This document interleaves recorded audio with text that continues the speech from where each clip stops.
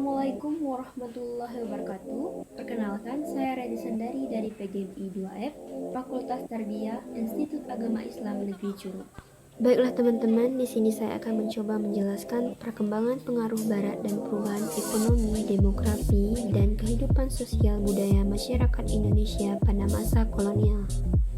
Poin pertama, kolonialisme dan imperialisme. Kolonialisme adalah paham yang bertujuan menguasai negara lain untuk memperluas wilayah kekuasaan atau menjadikannya koloni. Kolonialisme ini mempunyai macam atau jenis-jenis, diantaranya koloni eksploitasi, koloni penduduk, koloni deportasi, koloni domisili, dan terakhir koloni Lebensraum. Yang pertama, koloni eksploitasi, yang merupakan suatu daerah atau wilayah yang diambil semua tenaga penduduknya secara kerja paksa atau kerja rodi dan dikuras kekayaan alamnya untuk keperluan negara yang melakukan koloni tersebut. Yang kedua, koloni penduduk, yang merupakan penguasaan wilayah atau daerah baru dengan cara mengusir atau menghilangkan penduduk pribumi yang digantikan oleh pendatang yang membuat kedudukan penduduk pribumi menjadi diabaikan. Ketiga, koloni deportasi, yaitu wilayah koloni yang dipakai sebagai tempat membuat para narapidana yang tidak dapat diatasi oleh pemerintah. Yang keempat, koloni domisili adalah penduduk suatu negara yang menempati wilayah koloni. Kelima, koloni Lebensraum adalah ledakan penduduk pada suatu negara induk menjadikan beberapa orang mencari ruang hidup pada wilayah baru. Selanjutnya, imperialisme. Imperialisme ini merupakan suatu paham yang bertujuan menjajah bangsa lain guna mendapatkan kekuasaan dan keuntungan. Lazimnya, imperialisme ini dibagi menjadi dua. Yang pertama, imperialisme kuno, yang kedua, imperialisme modern. Kemudian, poin kedua, penjajahan yang datang ke Indonesia. Ada beberapa negara yang pernah menjajah Indonesia dari imperialisme kuno dan modern. Yang pertama, imperialisme kuno. Imperialisme ini berlangsung sebelum revolusi industri dan dipelopori oleh Spanyol dan Portugal. Kemudian, imperialisme modern, penjajahan yang datang ke Indonesia di sini untuk dijadikan sumber bahan mentah dan pasar bagi hasil industri. Kemudian juga sebagai tempat penanaman modal bagi kapital surplus. Adapun negara-negara imperialisme modern yang pernah menjajah datang ke Indonesia diantaranya Belanda, Prancis, Inggris, dan juga Jepang. Kemudian poin ketiga, pergerakan nasional Indonesia. Sejarah pergerakan nasional merupakan bagian dari sejarah Indonesia yang dimulai sejak lahirnya organisasi-organisasi modern sampai terbentuknya National State Indonesia tahun 1945 yang ditandai dengan proklamasi kemerdekaan. Pergerakan nasional dapat dianggap sebagai gerakan ekonomi, sosial, politik, dan kultural yang memperjelas motivasi dan orientasi aktivitas organisasi pergerakan. Kemudian, latar belakang muncul pergerakan nasional. Yang pertama, faktor eksternal.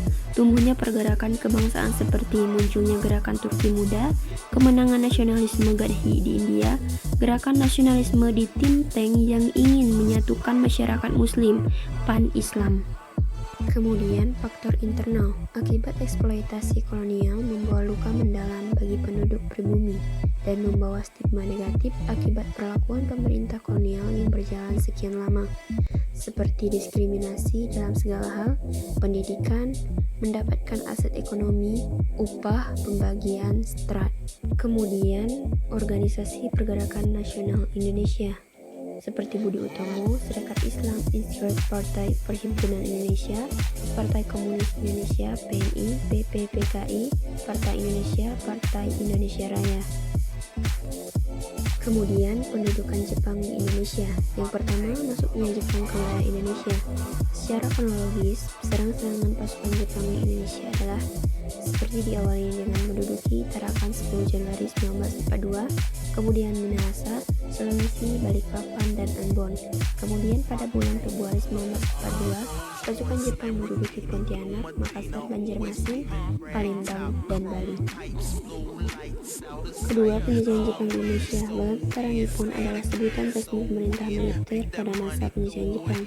Dalam pelaksanaannya, dipegang oleh dua angkatan perang, yaitu Angkatan Darat, Rikugun, dan Angkatan Laut, Kaigun.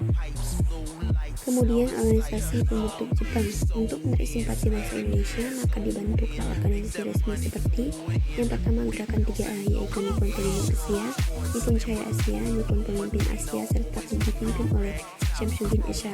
Yang kedua, Pusat Tenaga Rakyat atau PUTRA, dibentuk pada tahun 1943, dipimpin oleh 4 serangga, yaitu Bung Karno, Bung Hatta, Kiai Dewantara, dan Kiai Haji Mas Mansur. Yang ketiga, Bendera Tanah Air, merupakan organisasi pembentukan Jepang yang keanggotaannya terdiri atas pemuda-pemuda Indonesia.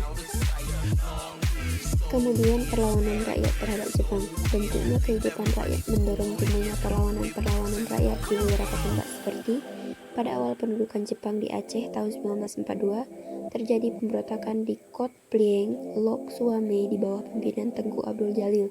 Kemudian Karangampel, Sindang, Kabupaten Indramayu tahun 1943, terjadi perlawanan rakyat di daerah itu kepada Jepang. Kemudian Sukamana, Kabupaten Tasikmalaya tahun 1943, di Blitar pada tanggal 14 Februari 1945 terjadi pemberontakan peta. Yang terakhir, dampak pendudukan Jepang bagi bangsa Indonesia. Pada bidang ekonomi, aktivitas perekonomian bangsa Indonesia pada zaman Jepang sepenuhnya dipegang oleh Jepang.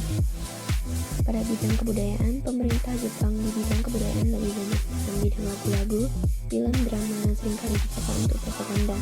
Kemudian di bidang sosial, penderitaan rakyat semakin bertambah karena semua rakyat dikerahkan untuk memenuhi kebutuhan perang Jepang dalam menghadapi musuh-musuhnya.